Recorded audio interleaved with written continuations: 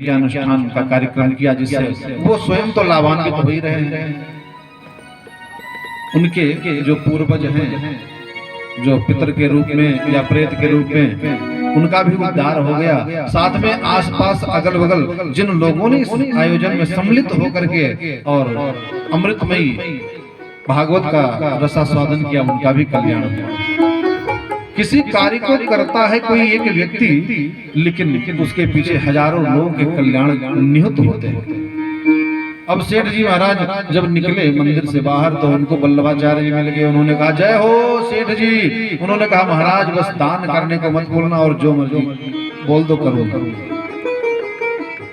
वल्लभाचार्य जी ने कहा कि बेटा मैं एक ऐसी पूजा आपको बताता हूँ जिस पूजा में आपको खर्च करने की जरूरत नहीं है, केवल भगवान का मन से पूजा करना।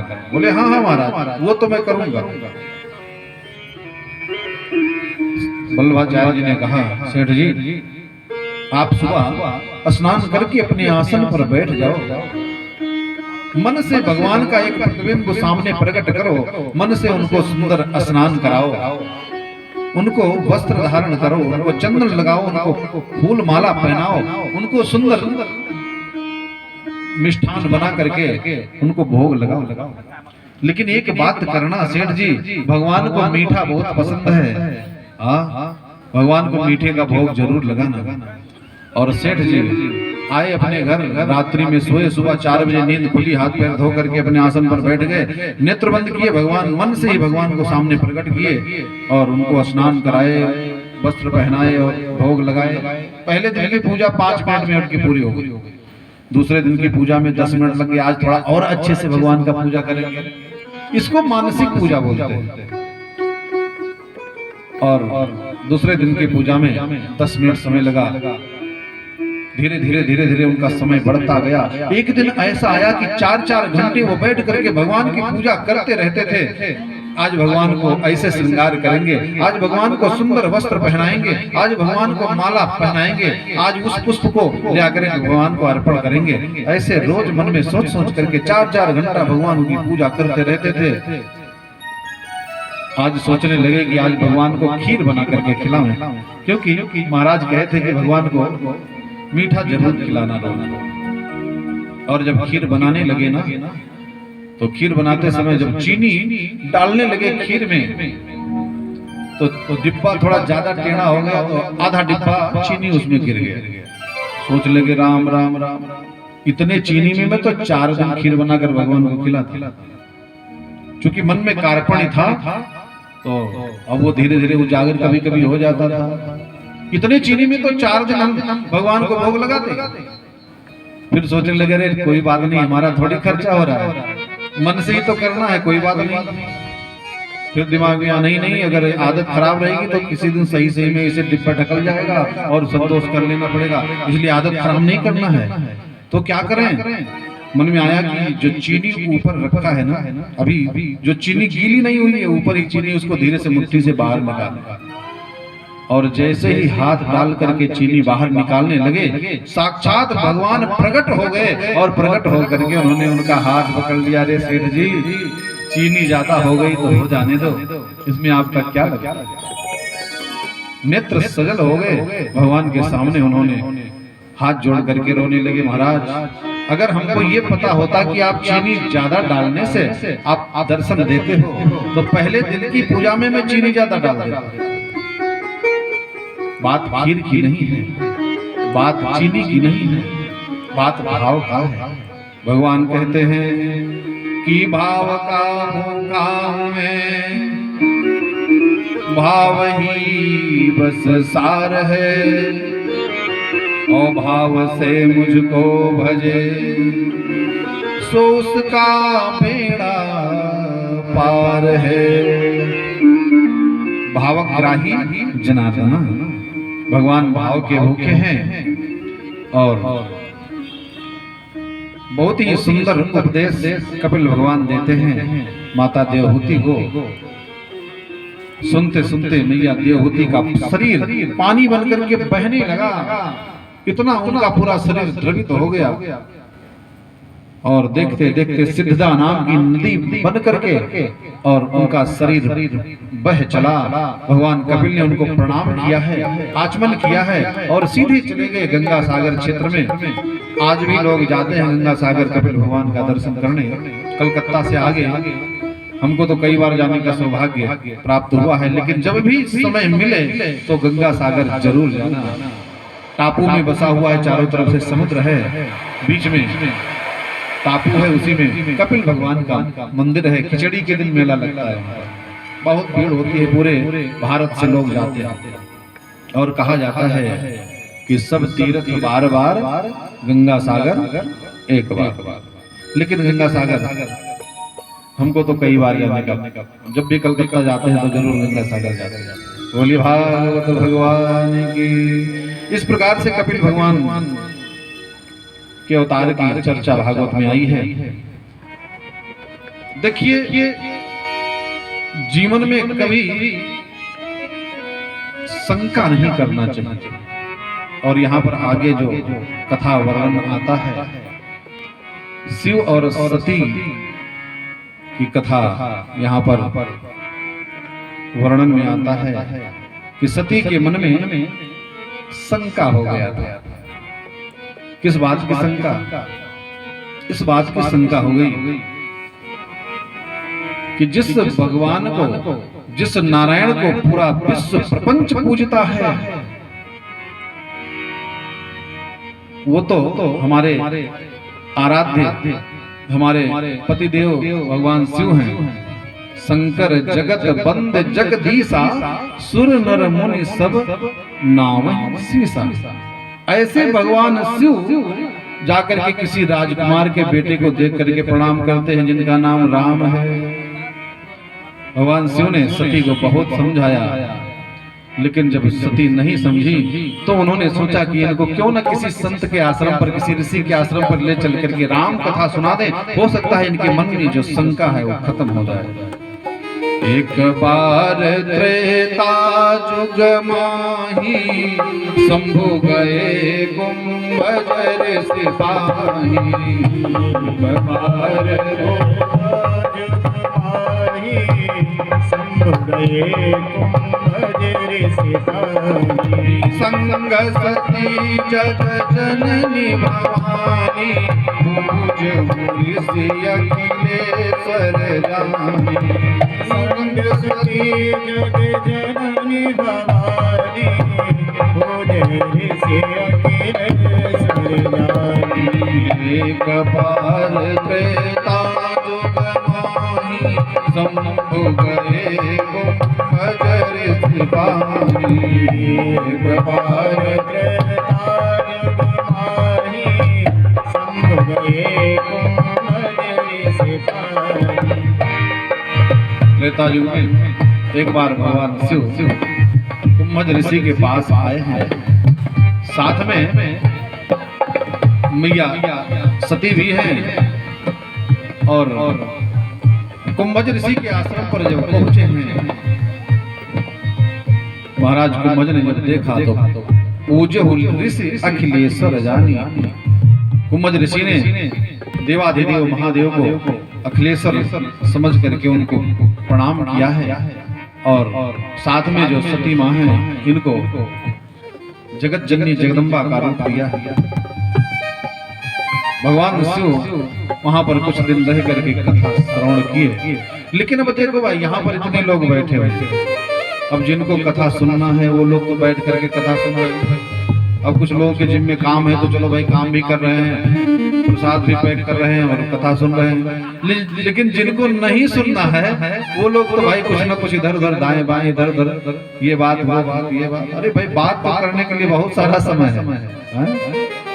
ठहाका मत मारिए, आपके ऊपर भी लागू हो सकता है। बोले गोविंद भगवान की। इसलिए मैंने निवेदन किया था कि भगवान ने केवल 2 लोगों को बुलाया है भैया। अरे रसिकों, अरे भावुकों, जो कथा सुनने के रसिक हैं, जो कथा सुनने के भावुक हैं। आप लोगों ने देखा होगा, जो क्लास में सबसे तेज पढ़ने वाला विद्यार्थी होता है वो कोशिश करता है कि हमको सबसे आगे बैठने को मिले। और जो कमजोर होते हैं ना तो सोचते हैं कि कोने में बैठे रहेंगे। लेकिन मास्टर साहब लोग भी जो सबसे पीछे बैठते हैं ना, उन पर ज्यादा ध्यान रहता है, क्योंकि वो जानते हैं कि आगे वाले भाई तो ठीक ठाक हैं, कोई बात नहीं, ये कमजोरी पीछे वालों में इसलिए भगवान शिव ने कुंभज ऋषि के यहाँ जाकर के कथा श्रवण किया। सती जी साथ में थी, उन्होंने एक बार भी मन उधर नहीं लगाया। कल मैंने कहा था ना कि कथा में ध्यान, कथा में कान, कथा में गान, ये सब चीज पर ध्यान देना चाहिए। व्यास जी क्या बोल रहे हैं, कहीं कोई वाणी उनकी फिसल न जाए और वो हमारे जीवन से अलग हो जाए। 3 घंटे की कथा में अगर 3 मिनट की कथा भी अगर हम अपने जीवन में धारण कर लें तो जीवन धन्य हो जाएगा। कोई जरूरी नहीं कि 3 घंटा कथा सुना जाए और सब कथा को याद करके उसको, मात्र 3 मिनट या 3 सेकंड के किसी एक शब्द को ही अगर अपने जीवन में धारण कर लिया जाए तो जीवन धन्य हो जाता है। सती जी ने कथा नहीं सुनी और भगवान शिव वहां पर कुछ दिन रहे। जब चलने लगे, भगवान शिव ने कहा कि कथा सुनने के बाद में कुछ दक्षिणा लिया जाता है। ऋषिवर आप बताइए, मैं आपको दक्षिणे में क्या दे दूं? कुंभज ऋषि ने कहा, महादेव मैं आपसे क्या मांग सकता हूँ, लेकिन अगर आप हमको देना चाहते हैं तो हमको राम भक्ति प्रदान कर दीजिए, क्योंकि मैं जानता हूँ कि राम भक्ति प्रदान करने का अधिकार, उसका सामर्थ्य किसी के पास नहीं है, केवल आपके पास है। भगवान शिव ने उनको राम भक्ति प्रदान की है। और वहां से जब भगवान शिव चले, उसी समय भगवान राम वनवास की लीला कर रहे थे। उसी समय भगवान राम जंगल में थे, सीता जी का हरण हो गया था और भगवान पूरे जंगल में इधर उधर भटक रहे थे। हे खगमृग, हे मधुकर श्रेणी, और तुम देखी सीता मृग ने। हे खगमृग, हे पशु पक्षी, हे पेड़ पौधे, तुमने हमारी मृगनयनी सीता को कहीं देखा? सीता के प्रेम में पागल होकर के भगवान राम लीला कर रहे थे और मन ही मन में भगवान शिव उनको प्रणाम कर रहे थे। क्या प्रभु आप लीला कर रहे हैं? सती जी ने कहा, हे महाराज, आप जिस राजकुमार को प्रणाम कर रहे हैं ना, ये तो साधारण एक राजा के राजकुमार हैं। आप तो देवाधिदेव महादेव हैं। भगवान शिव बार बार कहने लगे, नहीं देवी, यही हमारे आराध्य हैं, यही हमारे भगवान हैं। सती जी को फिर भी बात समझ में नहीं आई। तब भगवान शिव ने कहा, देवी, अगर आपको विश्वास नहीं है तो जाकर के, जब तुम्हारे मन अति संदेह हो, जब तुम्हारे मन अति संदेह हो, जब तुम्हारे मन अति संदेह हो, जो तुम्हारे मन अति संदेह हो, तो तुम जाहि परीक्षा ले, तो तुम जाहि परीक्षा ले, तो तुम जाहि परीक्षा ले, तो तुम जाहि परीक्षा ले। देवी सती, अगर आपके मन में संदेह है तो जाओ, हमारे भगवान की परीक्षा ले आओ। और देवी सती ने कहा, ठीक।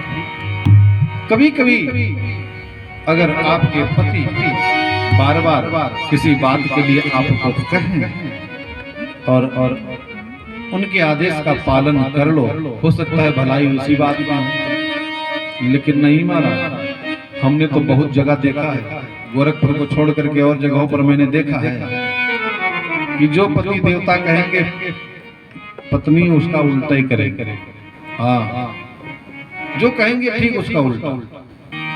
और अगर कितना भी बढ़िया बात कहे तो समझ में नहीं आएगा। दूसरा कोई कह दे वो मान लेंगे, लेकिन अच्छा, केवल पति के साथ ये बात लागू नहीं, कुछ पति लोग भी उस तरह से हैं।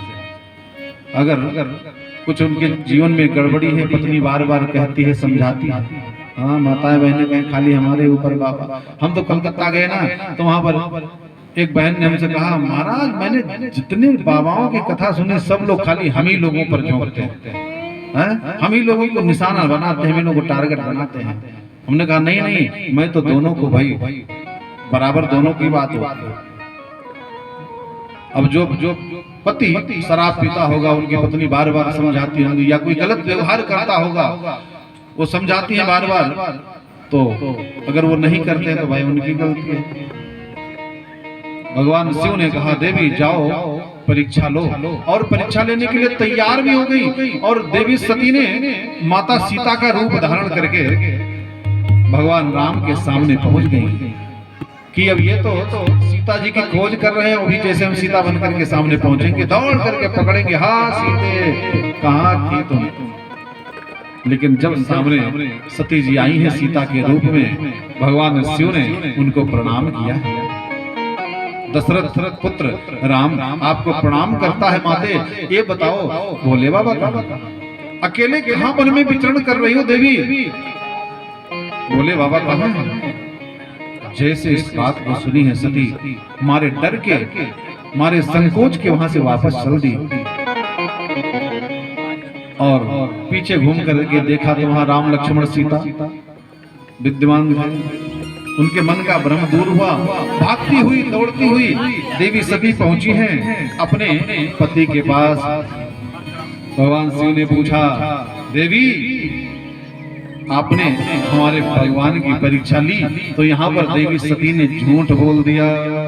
कछु न परीक्षा लीन गोसाई, कछु न परीक्षा लीन गोसाई, कछु न परीक्षा लीन गोसाई, कछु न परीक्षा लीन गोसाई, कीन प्रणाम तुम्हारी नाई, कीन प्रणाम तुम्हारी नाई,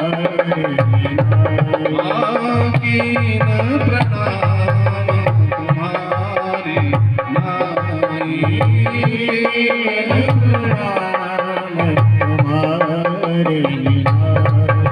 महाराज मैंने कोई परीक्षा नहीं लिया, जैसे आप उनको प्रणाम करते हैं ना, ऐसे मैं भी उनको प्रणाम की। भगवान शिव ने ध्यान लगा करके देखा तो क्या देखे कि जिन माता सीता को मैं माता कह करके प्रणाम करता हूँ, हमारी पत्नी सती उन मेरी माता का रूप धारण की थी। मन में संकल्प कर लिया कि आज के बाद मैं कभी इनको पत्नी रूप में स्वीकार नहीं करूंगा। नेत्र बंद करके बैठ गए महाराज, और 87,000 वर्ष की समाधि लगाए हैं। 87,000 वर्ष के बाद भगवान शिव के नेत्र खुले तो सती जब वहां पर पहुंची है, तो भगवान शिव ने सती को सन्मुख शंकर आसन देना, और उसी समय सती के जो पिता हैं दक्ष प्रजापति, उन्होंने अपने घर पर एक यज्ञ रचा है, और उस यज्ञ में सभी देवताओं को इन्होंने निमंत्रण दिया, केवल भगवान शिव को निमंत्रण नहीं दिया, क्योंकि किसी सभा में भगवान शिव ने अपने ससुर जी को प्रणाम नहीं किया था। भगवान शिव अपने मस्ती में थे, और जब वो पहुंचे सब पूरी सभा खड़ी होकर के उनको प्रणाम की, लेकिन भगवान शिव नहीं खड़े हुए। तो उस बात का बदला लेने के लिए दक्ष ने अपने यहाँ पर यज्ञ किया है, और सबको बुलाया, भगवान शिव को नहीं बुलाया। सती ने कहा, स्वामी हमको अपने पिता के घर जाना है। भगवान शिव ने मना किया, नहीं मानी, बार बार भगवान शिव ने मना किया, नहीं मानी। तो भगवान शिव ने उनको भेज दिया कुछ गणों के साथ, और वहां पर जब सती ने देखा है कि पूरे यज्ञशाला में शिव का कोई आसन नहीं है, तो जहां पर शिव नहीं होता है वहां पर तो 100 होता है, शिव नहीं तो 100 ही होता है। और योगा अग्नि में अपने आप को जला करके भस्मीभूत कर दी। हाहाकार मच गया। महाराज नारद जी सूचना दिए हैं भगवान शिव को कि देवी सती अपने आप को आहूत कर दी। भगवान शिव ने अपने जटा से एक बाल उखाड़ करके धरती पर पटके हैं। वीरभद्र नाम का गण तैयार हुआ है और वीरभद्र को आदेश दिए हैं कि जाकर के यज्ञ को विध्वंस कर दो। वीरभद्र आकर के पूरे यज्ञ को विध्वंस किया है। दक्ष का सिर काट करके अग्निकुंड में डाल दिया। हाहाकार मचा। देवताओं ने जाकर के भगवान शिव से निवेदन किया, महाराज आप तो कल्याण स्वरूप हैं, शिवदम कल्याणम ददाति, जो केवल कल्याण ही कल्याण करते हैं। आपका नाम है आशुतोष। एक बात बताऊं, केवल भगवान शिव ही जल्दी प्रसन्न होते हैं। आशुतोष का मतलब होता है आशुतुष्यति, जो बहुत जल्दी प्रसन्न हो जाते हैं। आप एक लोटा जल ले जाकर के भगवान शिव के ऊपर चढ़ाओ, भगवान शिव मगन हो जाते हैं। आप 2-4 फूल ले जाकर के उनके ऊपर चढ़ाओ, तभी भगवान शिव प्रसन्न हो जाते हैं। अब एक भक्त कोई गया भगवान शिव को जल चढ़ाने, तो देखा कि भगवान शिव के ऊपर इलायची दाना चढ़ा था। वो चूहा दौड़ रहा था इधर उधर, और वो जल वापस ले आया अपने घर। पत्नी को बोला, रोज कहती थी शिव मंदिर में जाओ जल चढ़ाओ। मैं गया वहां तो वहां देखा कि उनके ऊपर चूहा दौड़ रहा था। जो चूहे से अपनी रक्षा नहीं कर सकते, हमारी रक्षा करेंगे क्या? दूसरा भक्त आया जल चढ़ाने मंदिर में, तो देखा कि चूहा भगवान शिव के ऊपर इधर उधर कूद रहा है। वो भक्त आया और धीरे से चूहे को किनारे हटा दिया। भोला बाबा, जिसको देखो उसको अपने ऊपर चढ़ा लेता है। चूहे को किनारे किया, जल चढ़ाया, प्रणाम करके चला गया। जल दोनों ने चढ़ाया, लेकिन जिसका भाव था उसने श्रद्धा से चढ़ाया कि भगवान शिव सबको भूत को, प्रेत को, पिशाच को, बेताल को, सबको भगवान शिव हृदय से लगाते हैं। और जिसके मन में शंका थी, वो कहे जो अपनी रक्षा नहीं कर सकते, तो भगवान को कुछ भी अर्पण करो, सब स्वीकार कर। देवताओं ने जाकर के भगवान शिव की स्तुति की है, प्रार्थना की, भगवान शिव प्रसन्न हुए, आकर के यज्ञ को संपन्न किया है। लेकिन अब जो ससुर जी थे दक्ष प्रजापति, उनका तो गर्दन स्वाहा हो गया था, तो बकरे का गर्दन ले आकर के उनको लगाए। उसी दिन से जब कोई बम बम बम बम बोलता है ना, तो बकरा है ना बम बम बोलता है, तो जब बम बम की आवाज होती है तो भगवान शिव खुश हो जाते हैं, प्रसन्न होते हैं। बोले शंकर भगवान की। तो सती मरते मरते ये भगवान से वरदान मांगी थी कि हमको जब जब जहां जिस जन्म में जाऊं वहां पर भगवान शिव ही हमको पति के रूप में प्राप्त हो। तो भगवान शिव को पति के रूप में प्रार्थना करके सती ने अपना शरीर त्यागा था। तो अगले जन्म में सती जाकर के महाराज हिमाचल के यहाँ पार्वती के रूप में जन्म ली है। नारद जी आए हैं, उनको सुंदर उपदेश दिए हैं, जाकर के जंगल में तपस्या करो, भगवान शिव पति के रूप में मिलेंगे। और देवी पार्वती ने भगवान शिव की आराधना की है, भगवान पति के रूप में पार्वती को मिले हैं, और फिर शंकर पार्वती जी का विवाह हुआ है। यह सूक्ष्म प्रसंग यहाँ पर भागवत में आया। मैंने आप लोगों को निवेदन किया, बोले शंकर भगवान की। श्रीमन्नारायण नारायण हरि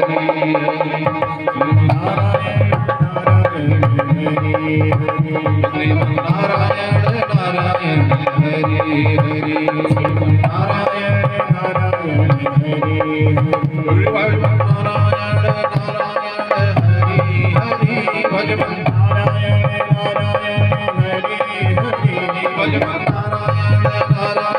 हरि भजन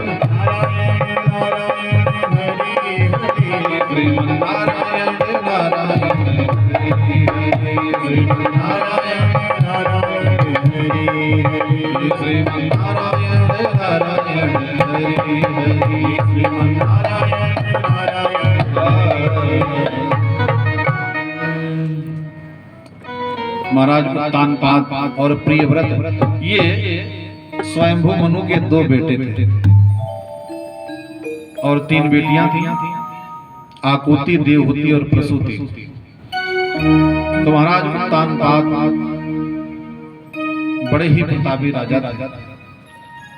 इनकी पत्नी का नाम था सुनीति।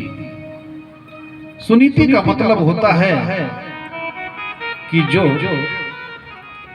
सुंदर नीति के अनुसार सभी कार्य को करे, उसके हर कार्य में सुंदरता भरी हो, कोई ऐसा कार्य ना हो जो कोई लेकिन लगा पाए। बड़े ही ईमानदारी और बड़े ही सतर्कता पूर्वक सब कार्य को करती थी। उनका भजन सुंदर था, उनका घर सुंदर था, उनका संस्कार सुंदर था, उनका शिष्टाचार सुंदर था, तो उनका नाम सुनीति था। लेकिन इन्होंने एक अपने जीवन में बहुत बड़ी गलती कर दी। जंगल में गए तो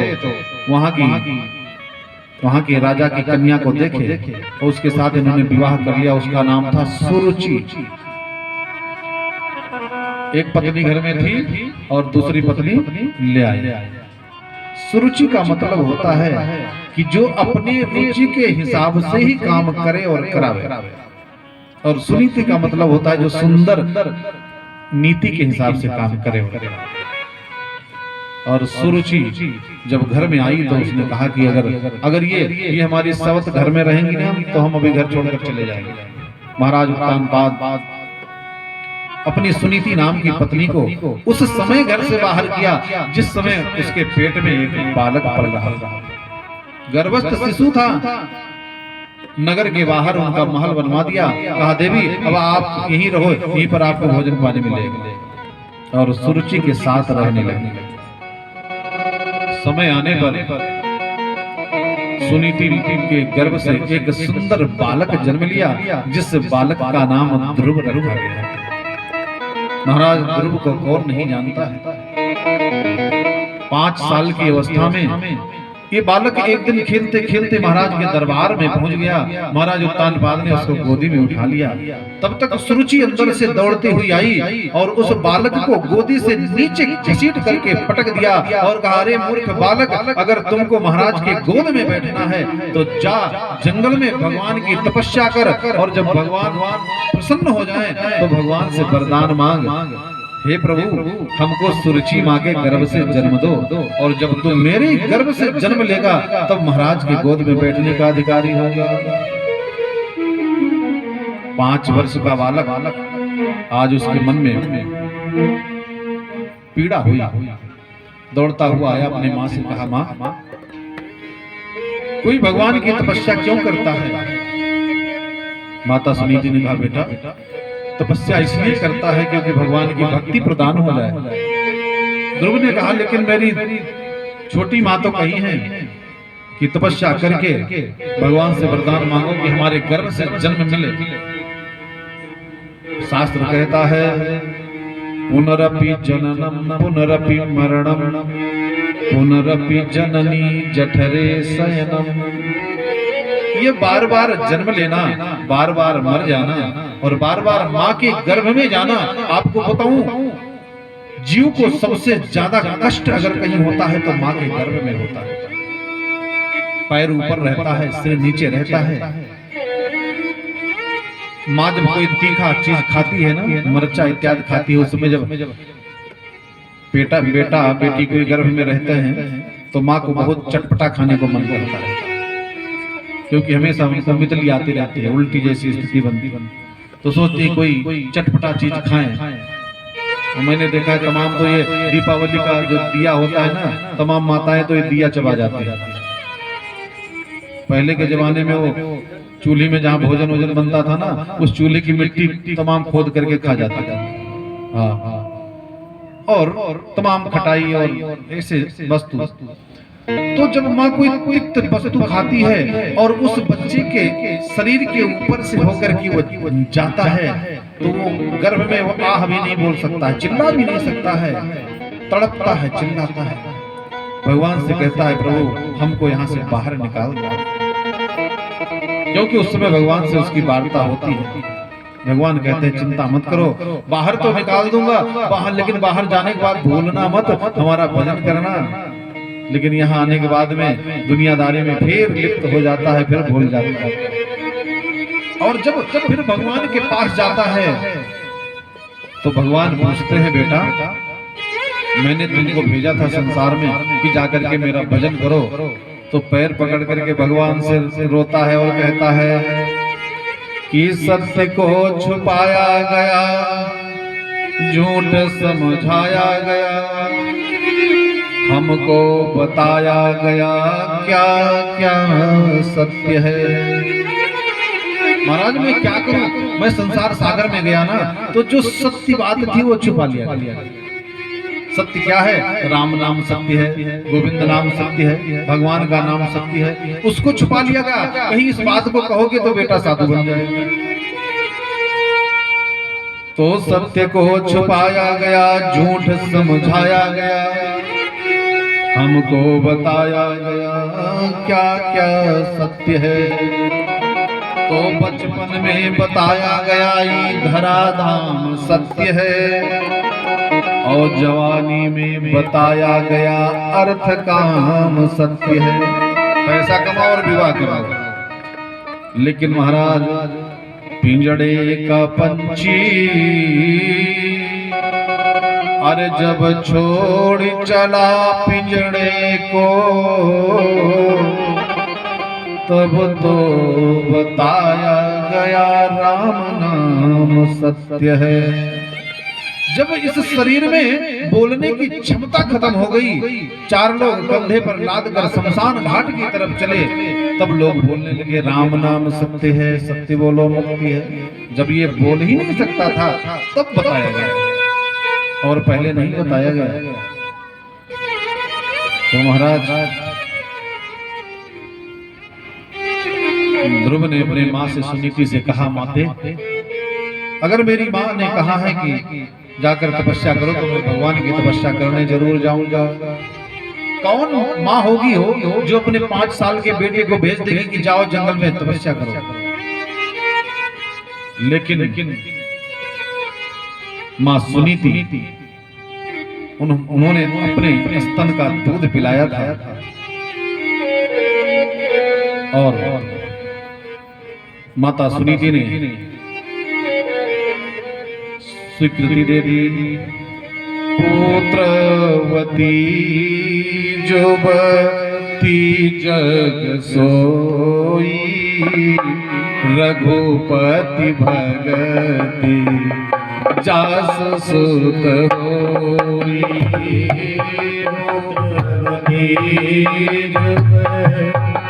जग सोई, रघुपति भगति जास सुत होई।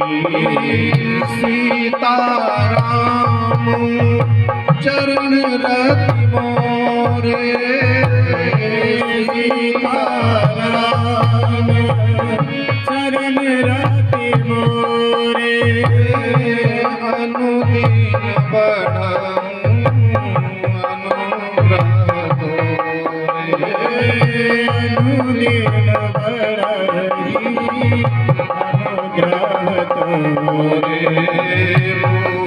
पुत्रवती जुबती जग सोई, रघुपति भगति जास सुत होई।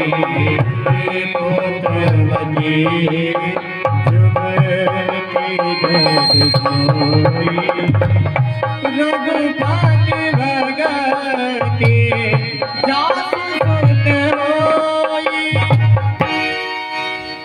पुत्रवती माँ वही है जिसका बेटा भगवान का भक्त है, जिसका बेटा बचपन में कहे माँ हमको भगवान के पास ले चलो, हमको भगवान के मंदिर में ले चलो, हमारे माथे पर तिलक लगा दो, हमारे शिखा क्यों नहीं है, भगवान की प्रसादी दे दो।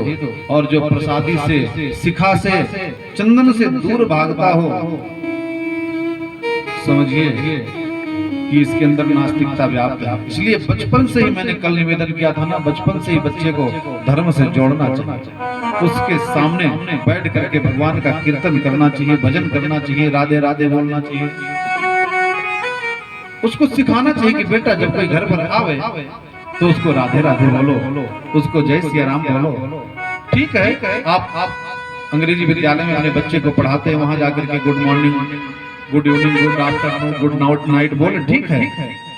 वो विद्यालय की परंपरा है, लेकिन घर में जब कोई आवे तो वहां पर राधे राधे, जय श्री राधे, जय श्री राम, नमस्कार, प्रणाम, अगर ये शिष्टाचार संस्कार सिखाओगे ना तो आपका बेटा आपको छोड़ करके जीवन भर कहीं बाहर नहीं जाएगा।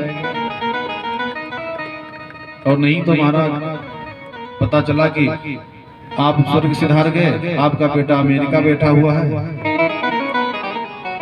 आस पड़ोस के लोगों ने आपको ले जाकर के जला दिया, बेटे के हाथ से आपको अंतिम संस्कार भी नहीं मिला। अगर शिष्टाचार और संस्कार आपने सिखाया है तो वो बेटा इस बात का ध्यान रखेगा, हमारे माता, हमारे पिता, हमारे घर परिवार के लोग हमको उनकी सेवा कैसी करनी है। आज महाराज ध्रुव ने अपनी माँ से कहा, माँ हमको जंगल में जाना है तपस्या करने। मैया ने आदेश दे दिया, ठीक है बेटा, नहीं मानते हो तो जाओ। लेकिन जब ध्रुव जी 5 साल की अवस्था में जंगल चले तपस्या करने ना, तो भगवान मुस्कुराने लगे। भगवान ने कहा, देखो तो 5 साल का बच्चा, तो भगवान के मन का नाम है नारद। भगवान को जब कोई काम करना होता है ना तो भगवान अपने मन रूपी नारद को वहां पर भेज देते हैं। नारद जी पहुंच गए। श्रीमन नारायण नारायण हरि हरि, श्रीमन नारायण नारायण हरि हरि, श्रीमन नारायण नारायण हरि हरि, श्रीमन नारायण नारायण हरि हरि, श्रीमन नारायण नारायण हरि हरि, श्रीमन नारायण। नारद जी ने पूछा, बेटा क्या नाम है तुम्हारा? ध्रुव ने कहा, बाबा प्रणाम। क्योंकि जब संस्कारवान बालक होगा ना, आपने उसको सिखाया होगा कि किसी को भी देखो कि माथे पर चंदन लगा है, लाल पीला वस्त्र पहने हुए हैं, जटा रखाए हैं, दाढ़ी रखाए हैं, ठीक है, उनको देख करके आप प्रणाम जरूर बोलो। वैसे तो सबको देख करके, सभी बड़ों को देख करके। मैं एक जगह गया तो उन्होंने अपने बच्चों को सिखा रखा था, कोई भी रास्ते से गुजरता वो बच्चे बोलते, अंकल राधे राधे, अंकल जय श्री राम। और जब वो सुनते थे तो दौड़ करके उसको गोदी में उठा लेते थे, आशीर्वाद देते थे। कल्पना करो आपका बेटा रास्ते चलते किसी अनजान व्यक्ति को राधे राधे बोलेगा, अनायास में उसका आशीर्वाद उसको मिलेगा। अब कुछ बच्चे हैं जब किसी बाहरी लोग को देखते हैं भाग कर घर में घुस जाते हैं। तो नारद जी ने जब ध्रुव से पूछा, बेटा कहाँ जा रहे हो, क्या नाम है आपका? तो ध्रुव ने नारद जी को प्रणाम किया, बाबा प्रणाम, मेरा नाम ध्रुव है, मेरी माँ ने मेरा नाम ध्रुव रखा। कहाँ जा रहे हो? वो क्या है ना, मेरी माँ कहती है कि जंगल में भगवान जी मिलते हैं, तो मैं जंगल में जा रहा हूँ और भगवान जी को दर्शन करने। नारद जी ने कहा, बेटा तुम्हारी माँ ने तुमको ये नहीं बताया कि जंगल में शेर भी रहता है, बड़े बड़े भालू भी रहते हैं, हिंसक जीव भी रहते हैं। बेटा वापस चले जाओ, नहीं तो देखते ही नाश्ता कर जाएंगे। ध्रुव ने पूछा, बाबा आपका नाम क्या है, अपना परिचय बताइए। नारद ने कहा, बेटा हमको लोग नारद कहते हैं। ध्रुव ने कहा, बाबा आपका नाम नारद नहीं हो सकता है, क्योंकि मेरी माँ कहती है कि नारद जिसको मिलते हैं उसको भगवान से जरूर मिलाते हैं। आप कौन से नारद हो जो हमको भगवान से मिलने के लिए मना कर रहे हो? आप नारद नहीं हो सकते हो। नारद जी के नेत्र सजल हो गए। नारद जी ने कहा, बेटा घर में कितनी बार भोजन करते हो? ध्रुव ने कहा, वो 4-5 बार तो खा ही लेता हूँ, कभी कभी भूल जाता हूँ तो मेरी माँ गलियों में से पकड़ कर लेकर आती है, जबरदस्ती हमको खिलाती है। नारद बाबा ने कहा, बेटा वहां कौन खिलाएगा तुमको? जंगल में भोजन कौन कराएगा तुमको? तब ध्रुव जी बोले। ध्रुव ने कहा, बाबा आपको पता है मेरी माँ कहती है कि जब दांतन थे तब दूध दियो। जब बच्चा पैदा होता है बच्चा पैदा होता है, भगवान को ये पता होता है कि ये चबाकर नहीं खा सकता है क्योंकि उसके दांत नहीं होते हैं। तो भगवान बच्चे को पैदा होने से पहले माँ के स्तन में दूध की व्यवस्था भेज देता है। ये प्रकृति की व्यवस्था है। ध्रुव ने कहा, बाबा जब दांत न थे तब दूध दियो, अब दांत दिए कछु और भी दई हैं। अरे जल में थल में पशु पंछीन में सबकी सुधि ले वो मेरी भी नहीं है। जब दांत न थे तब दूध दियो। भगवान को पता होता है, वो सब व्यवस्था करते हैं। हमारे यहाँ एक मलूक जी हुए, मलूक ने कहा कि कौन कहता है कि भगवान सबकी व्यवस्था करते हैं? चींटी से लेकर के हाथी तक सबकी व्यवस्था भगवान कैसे करते हैं? मैं देखूं कि हमको राम कैसे आकर के भोजन कराते हैं। और मलूक जी चले गए जंगल में, पेड़ पर चढ़ करके बैठ गए। बोले इस जंगल में पेड़ के ऊपर जब राम जी आकर के हमको खिलाएंगे तो हम समझेंगे कि सबकी व्यवस्था भगवान करते हैं। पूरा दिन बीत गया, आधी रात बीत गई, कोई खिलाने नहीं आया। और रात्रि में जब 12 बजे है ना, तो कुछ लोग जा रहे थे चोरी करने और घर से कुछ पूड़ी पराठा लेकर के जा रहे थे कि चलो जंगल में बैठकर खा लेंगे, फिर किसी गांव में चोरी करने जाएंगे। उसी पेड़ के नीचे चोर लोग जाकर के बैठे और बैठ करके सोचे कि चलो अपना पूड़ी पराठा निकाले अपना भोजन करने के लिए। उसी समय बगल में कोई शेर जोर से दहाड़ लगाया और जैसे शेर दहाड़ लगाया ना, ये चोर लोग सब अपना पूड़ी पराठा जो लिए थे खाने की सामग्री वही छोड़ करके भाग गए। मलूक ऊपर बैठे, उन्होंने कहा ऐसे हम नहीं खाएंगे, जब तक राम जी आकर के अपने हाथ से हमको नहीं खिलाएंगे तब तक हम नहीं खाएंगे। हाँ, ऐसे कोई यहाँ छोड़कर चला जाए हम थोड़ी आकर के खाएंगे। थोड़ी देर के बाद में उधर से डाकुओं की एक टोली आ गई। अब डाकू लोग भाला बल्लम बंदूक लेकर के किसी गांव में जा रहे थे डाका डाल। उन्होंने देखा भैया ये पेड़ के नीचे क्या रखा है, तो पलट करके देखा तो वहां तो रोटी सब्जी पूरी सब्जी बढ़िया सुंदर पकवान रखा था। उन्होंने कहा किसी ने हमको मारने के लिए यहाँ पर रख दिया है कि हम लोग खाने मर जाए, हमारे पास जो सामान है वो लेकर चला जाए। तो और तो कोई नहीं था, ऊपर एक आदमी बैठा हुआ था। एक बदमाश ऊपर चढ़ गया, डंडा मार मार करके मलूक को नीचे उतारा। नीचे उतरो, तुम क्या समझते हो कि बेवकूफ है? तुमने वहां पर भोजन रखा है, सबसे पहले उस भोजन को तुम खाओगे, बाद में हम खाएंगे। मलूक ने कहा हमने नहीं रखा, कोई दूसरा छोड़कर चला गया। बदमाशों ने मार मार करके उनको और भोजन कराया। उसी समय मलूक को वैराग्य हो गया, उनका नाम मलूक दास हो गया। उन्होंने लेखनी उठाई और लेखनी उठा करके उन्होंने लिख दिया कि अजगर करे न चाकरी। अजगर किसी के नौकरी करने जाता है, पड़ा रहता है महीनों तक। कि अजगर करे न चाकरी और पंछी करे न काम, दास मलूका कही गए सबके दातारा। सबकी व्यवस्था भगवान करते हैं। कोई अगर ये सोचे कि हमने किया है तो उसकी भूल है। आप लोगों ने देखा है कितने लोग सुबह से लेकर शाम तक परिश्रम करते हैं, शाम तक उनको 2 वक्त की रोटी नहीं नसीब होती है, और कुछ लोग आराम से बैठ करके खाते हैं। आपके पूर्व जन्म के संस्कार हैं, शिष्टाचार हैं, आपने जो दान किया है, आपने जो तपस्या किया है, उसका लाभ आपको मिल रहा है। लेकिन भगवान सबको देते हैं।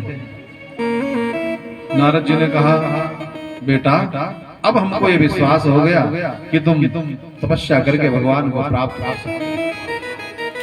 नारद जी ने ध्रुव को मंत्र दिया है, नमो भगवते तुभ्यं वासुदेवाय धीमहि अप्रद्युम्नाय निरुद्धाय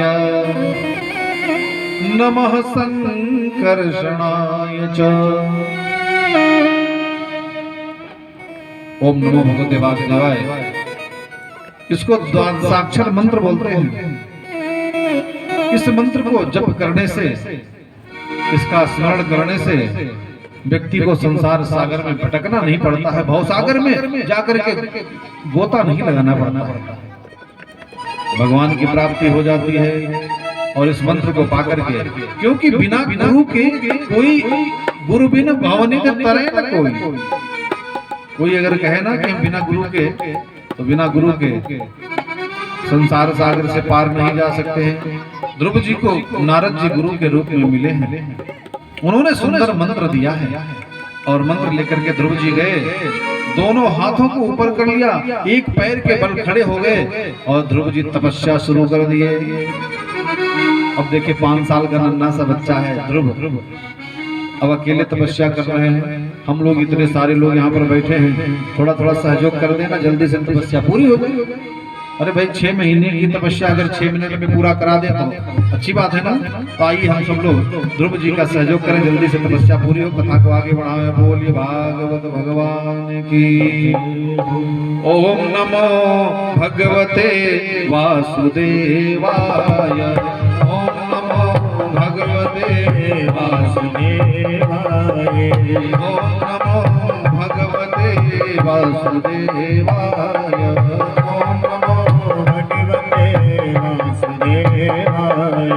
वासुदेवाय मेरो नंद नंदनाय। वासुदेवाय मेरो नंद नंदनाय। वासुदेवाय मेरो रामचंद्राय।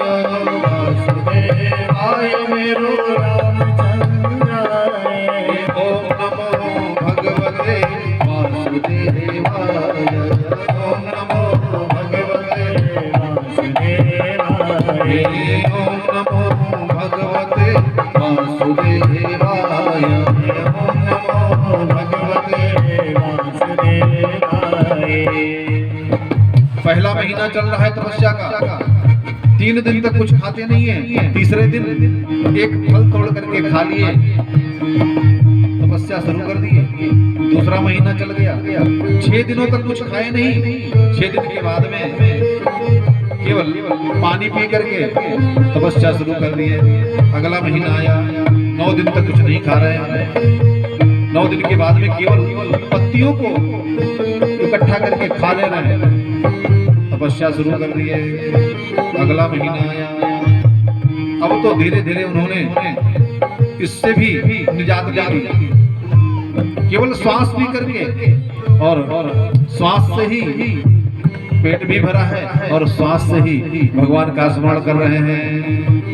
ओम नमो भगवते वासुदेवाय। ओम नमो भगवते वासुदेवाय। ओम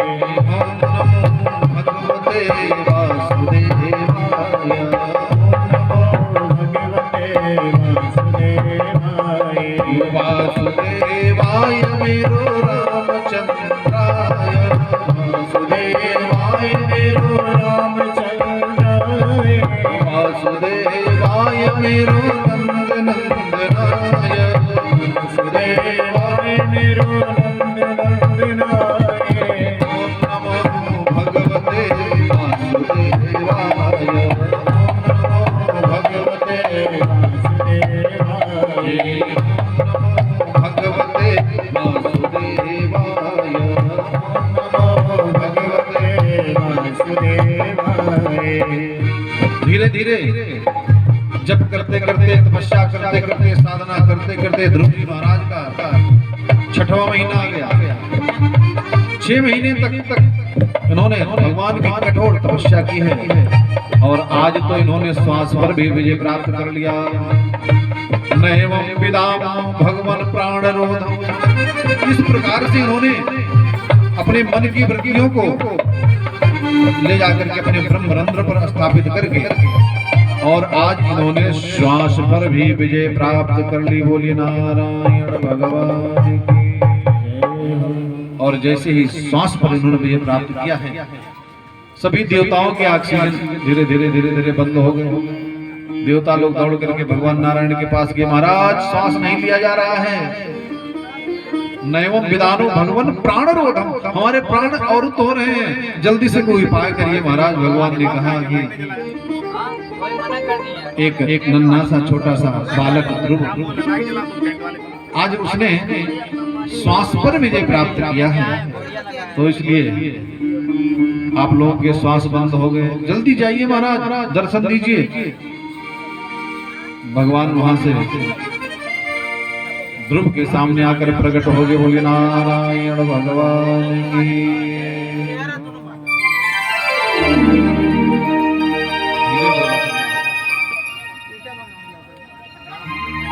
ध्रुव जी के सामने खड़े हैं, भगवान बोल रहे हैं, बेटा ध्रुव आंखें तो खोलो। लेकिन ध्रुव तो भगवान के उसी चतुर्भुज रूप का स्मरण कर रहे हैं। दोबारा बुलाए, नहीं बोले। देवता लोग परेशान है, जल्दी बोलो महाराज, सांस नहीं लिया जा रहा है। भगवान ने देखा कि जिस हमारे चतुर्भुज रूप का स्मरण ध्रुव जी अपने मन में कर रहे हैं, उसी को मैं आकर्षित कर लेता हूं। और जैसे ही अपनी झांकी को भगवान ने आकर्षित किया है, दोनों आंख टक दे खुल गई, बोले गोविंद भगवान की। सामने जब देखे सशंख चक्रम सकिरीट कुंडलम सपीत वस्त्रम सरुषीरुहेक्षणम, सामने भगवान नारायण खड़े हैं। ध्रुव जी कुछ बोल नहीं रहे हैं, भगवान नारायण ध्रुव जी को देख रहे हैं, ध्रुव जी नारायण जी को देख रहे हैं।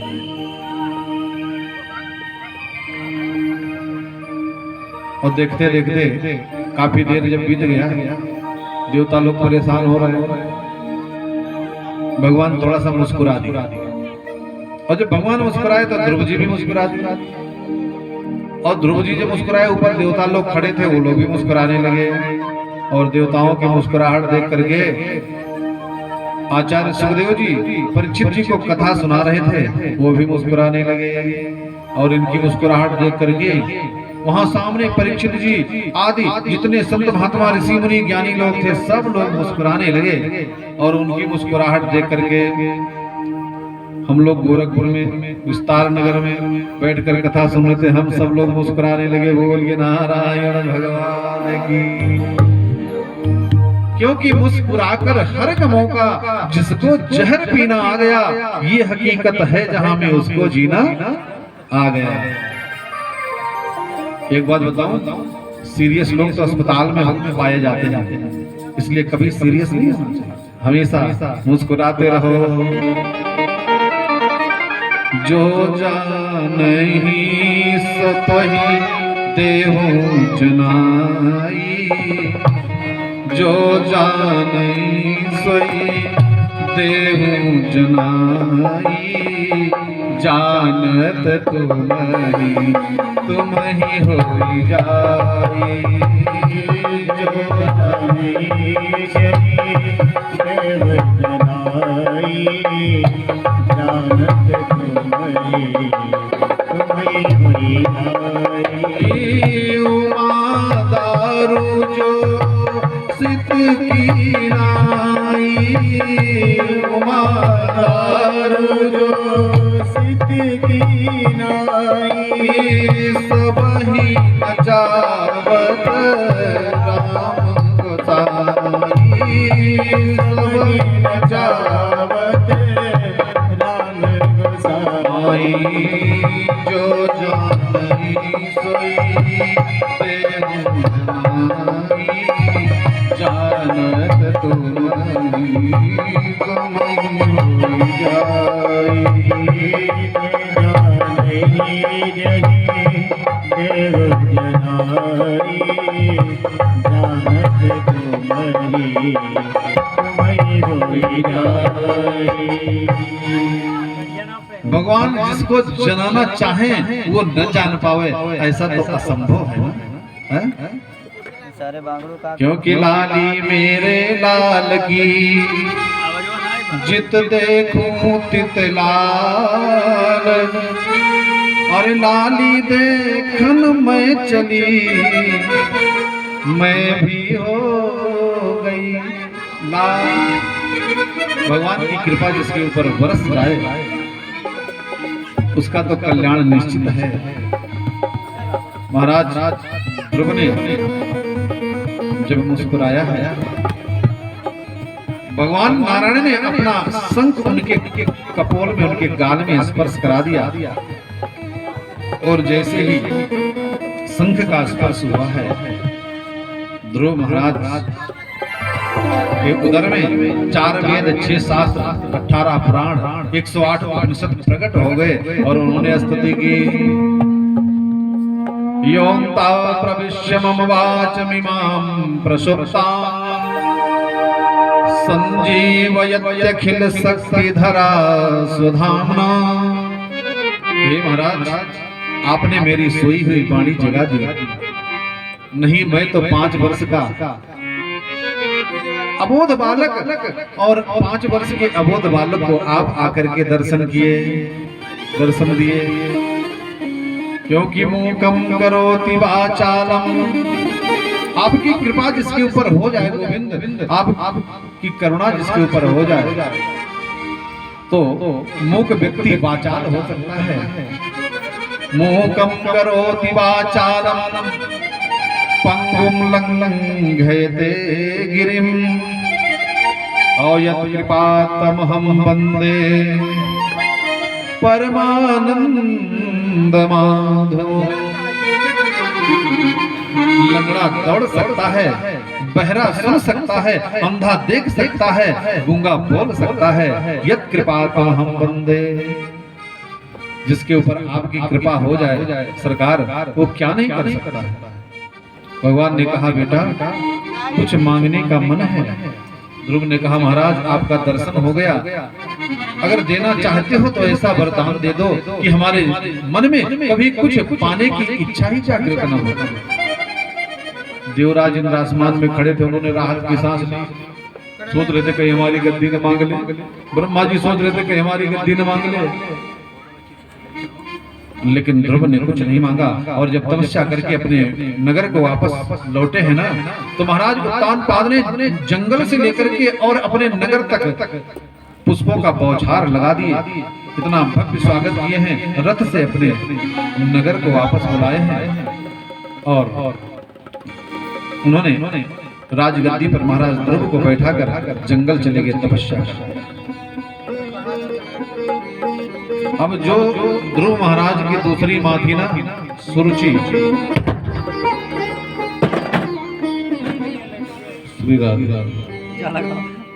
उनको भी एक बेटा था जिसका नाम था उत्तम। और एक दिन ये उत्तम यक्षों के बगीचे को जाकर के उजाड़ना शुरू कर दिया। और यक्षों ने जब देखा कि बगीचे को उजाड़ रहे हैं, तो यक्षों ने जाकर के उनका संहार कर दिया। आज महाराज ध्रुव को पहली बार क्रोध, धनुष बाण उठाए हैं और जाकर के यक्षों का संहार करना शुरू कर दिए। स्वयंभू मनु वहां पर प्रकट हो गए। उन्होंने कहा बेटा ये साधुओं के लक्षण नहीं है कि आप किसी को मारो। और स्वयंभू मनु ने उनको समझाया है, वापस किया है। बहुत दिन तक महाराज ध्रुव ने राज किया है। और जब इनका अंतिम समय आया और मृत्यु इनको लेने के लिए आई, तो मृत्यु के सिर पर पैर रख करके भगवान के यहाँ से विमान आया है। और ध्रुव जी महाराज अपने माँ के साथ उस विमान पर बैठ करके भगवान के धाम को चले गए। बोलिए भागवत भगवान की। और महाराज ध्रुव के आगामी वंशों का वर्णन है। ध्रुव जी के पुत्र हुए महाराज उत्कल, ये बड़े ही प्रतापी राजा हुए। और उत्कल के पुत्र हुए महाराज अंग, और अंग के पुत्र हुए महाराज बेन, और बेन के पुत्र हुए महाराज पृथु। महाराज पृथु ने यज्ञ किया है। और उन्होंने कहा देखो भाई ये जो रात्रि होती है ना, हम रात्रि नहीं होने